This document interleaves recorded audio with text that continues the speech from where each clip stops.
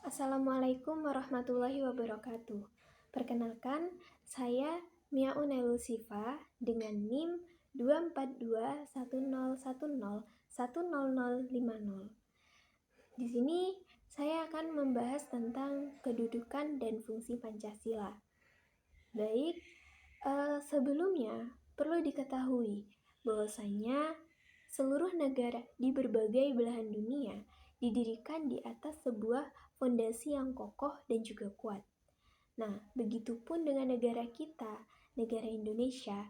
Negara Indonesia juga didirikan di atas fondasi yang kokoh dan juga kuat, yang mana kita menyebutnya dengan Pancasila.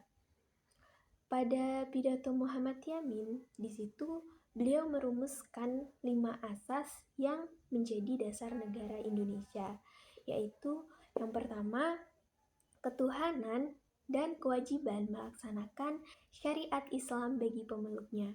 Yang kedua, kemanusiaan yang adil dan beradab. Yang ketiga, persatuan Indonesia. Yang keempat, kerakyatan yang dipimpin oleh hikmat kebijaksanaan dalam permusyawaratan perwakilan. Dan yang kelima, keadilan sosial bagi seluruh rakyat Indonesia. Nah, kelima asas tersebut tidak hanya dirumuskan oleh Muhammad Yamin sendiri, akan tetapi di situ dalam perumusan 5 asas tersebut, Muhammad Yamin memiliki rekan-rekan untuk merumuskannya, yaitu disebut sebagai Panitia 9. Nah, Panitia 9 sendiri dibentuk pada tanggal 1 Juni 1945, yang mana di situ beliau-beliau memiliki peran dalam sidang BPUPKI. Tidak hanya itu, Panitia 9 juga juga berfungsi untuk merumuskan dasar negara, yaitu Pancasila itu tadi, 5 asas itu tadi.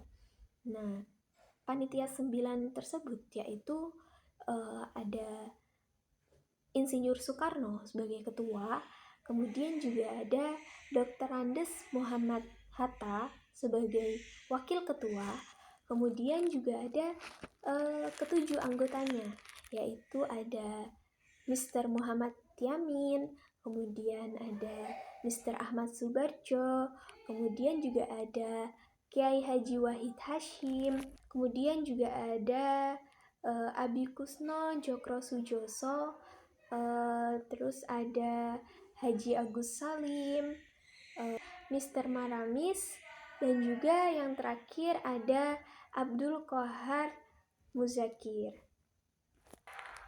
Nah, Panitia 9 ini berhasil mendapatkan Piagam Jakarta pada 22 Juni 1945 yang mana menjadi cikal bakal pembukaan Undang-Undang Dasar 1945. Kemudian Pancasila merupakan sumber dari segala sumber hukum. Nah, karena seluruh undang-undang berdasarkan Pancasila, jadi segala sesuatu, segala peraturan yang ada di Indonesia harus sesuai, harus sepadan dengan undang-undang dan juga tidak boleh bertolak belakang dengan Pancasila. Apabila terdapat suatu peraturan yang mana tidak sesuai dengan undang-undang dan juga Pancasila, maka harus dihapuskan karena memang harus sesuai dengan dasar negara kita.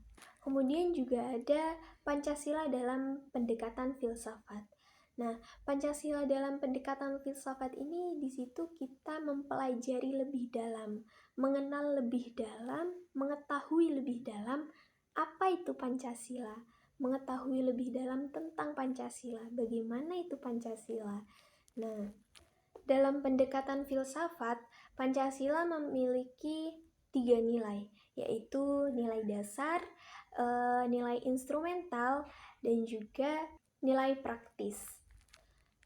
Dari pendekatan filsafat, dari Pancasila dalam pendekatan filsafat, di situ kita bisa melihat bahwasanya Pancasila itu tidak hanya mengatur tentang kehidupan sosial dan politik saja, akan tetapi membentuk cara berpikir dan bersikap individu dalam masyarakat.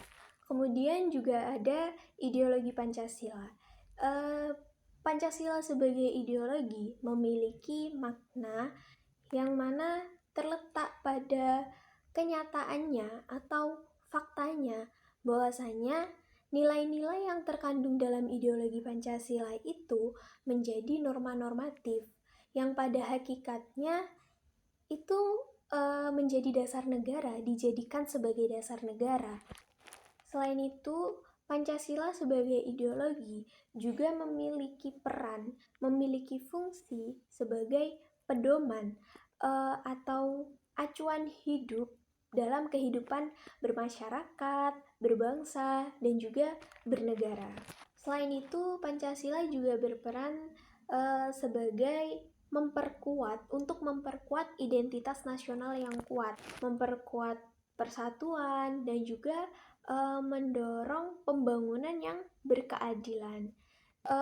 Dalam menerapkan ideologi Pancasila itu, kita, para masyarakat, diharapkan hidup dalam sebuah keharmonisan.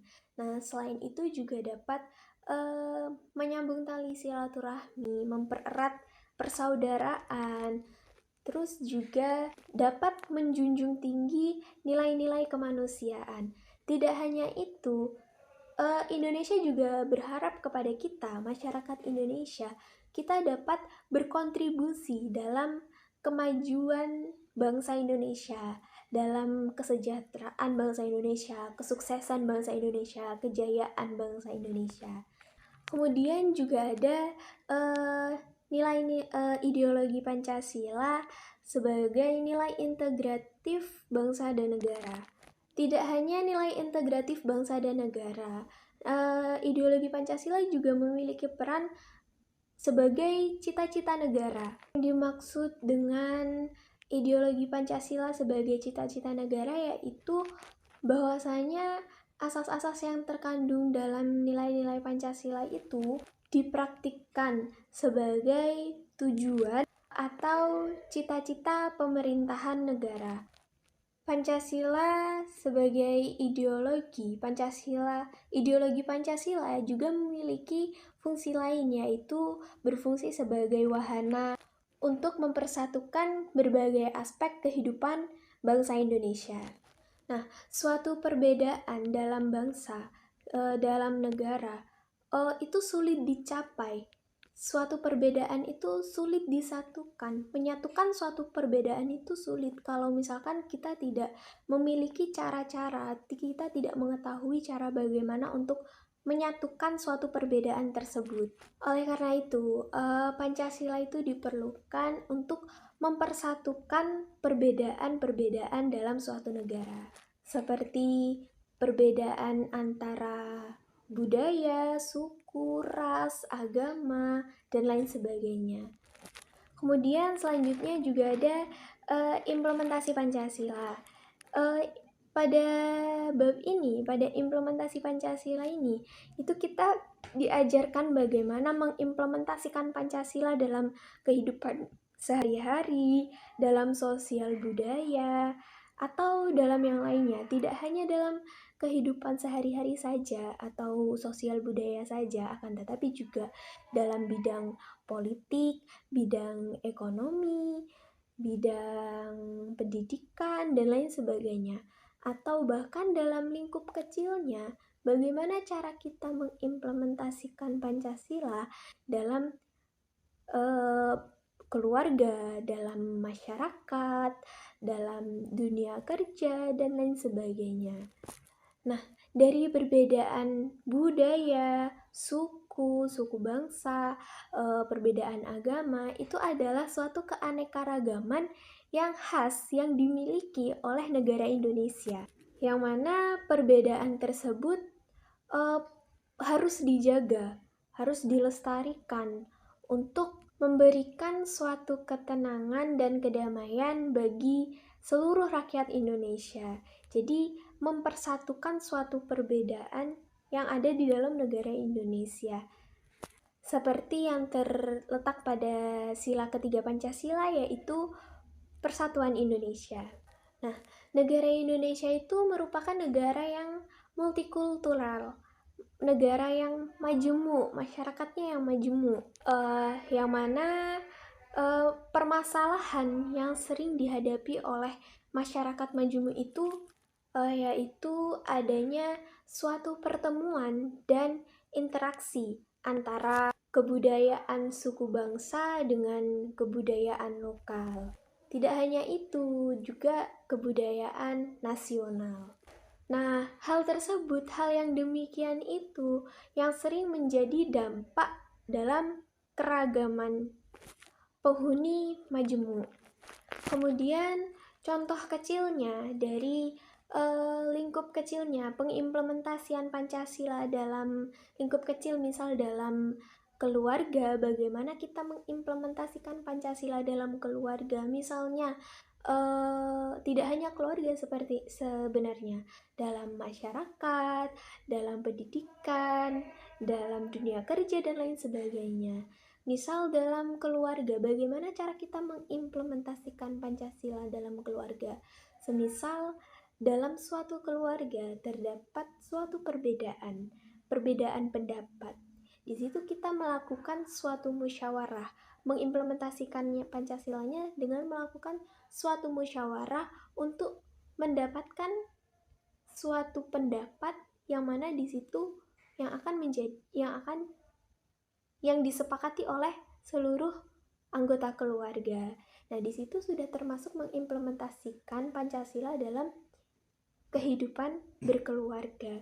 Tidak hanya kehidupan berkeluarga, juga ada dalam kehidupan bermasyarakat.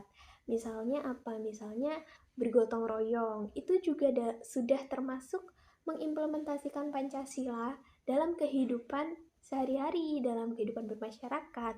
Nah, contoh lain dalam bertoleransi antara umat beragama satu dengan yang lainnya, itu kan juga bermasyarakat. Nah, di situ juga termasuk sudah mengimplementasikan, menyertakan Pancasila dalam kehidupan sehari-hari kita. Kita melakukan kegiatan sehari-hari kita dengan berdasarkan Pancasila. Itu yang dimaksud dengan implementasi Pancasila. Misal itu tadi, toleransi antar umat beragama dalam konteks masyarakat, implementasi Pancasila dalam masyarakat. Itu contohnya toleransi antar umat beragama. Kan semisal kita hidup dalam suatu daerah yang dimana di situ tidak hanya satu agama, di situ penduduknya tidak hanya memeluk satu agama, akan tetapi juga ada beberapa agama. Misal kita hidup dalam suatu daerah yang di situ ada agama Hindu dan Islam, mereka hidup berdampingan. Misal ketika hari raya umat Hindu, nah kita sebagai umat Islam harus tahu bagaimana cara menghormati, bagaimana cara menghargai ketika mereka melaksanakan hari raya agama mereka. Nah, kemudian misal contoh lain, terdapat tidak sedikit di kalangan umat Hindu dan Islam yang sedang berdampingan, yang hidup berdampingan. Di situ ketika umat Islam melaksanakan sholat tarawih, misal sholat tarawih, di situ sering kali didapati umat Hindu yang melakukan penjagaan, pengawasan terhadap lingkungan sekitar supaya tidak mengganggu umat Islam yang sedang melaksanakan sholat tarawih. Nah, hal tersebut juga sudah termasuk mengimplementasikan Pancasila dalam kehidupan bermasyarakat, yaitu dalam bertoleransi, ya termasuk dalam sila Pancasila, sudah berdasarkan nilai-nilai Pancasila. Nah, mengapa demikian? Karena diharapkan kita, masyarakat Indonesia, dapat hidup dengan rukun, kemudian juga dapat menjalin tali silaturahmi, mempererat tali persaudaraan, meskipun terdapat suatu perbedaan, beda suku, perbedaan ras, perbedaan agama, budaya, atau yang lainnya, akan tetapi di situ Pancasila berperan untuk menyatukan, mempererat mereka, eh, mempersatukan perbedaan-perbedaan mereka gitu. Di situ juga terdapat nilai positifnya, yaitu saling menghormati antara satu sama lain, kemudian yaitu tadi mempererat tali persaudaraan dan lain sebagainya. Jadi Pancasila itu memiliki kedudukan dalam negara Indonesia dalam segala aspek kehidupan bermasyarakat, berbangsa, dan juga bernegara. Tidak hanya itu, akan tapi Pancasila juga memiliki peran sebagai ideologi bangsa, ideologi negara. Nah, memahami sila-sila Pancasila, memahami nilai-nilai Pancasila itu sangatlah penting. Mungkin cukup sekian dari saya, kurang lebihnya mohon maaf. Wabillahi taufiq wal hidayah. Waridho wal inayah. Wassalamualaikum warahmatullahi wabarakatuh.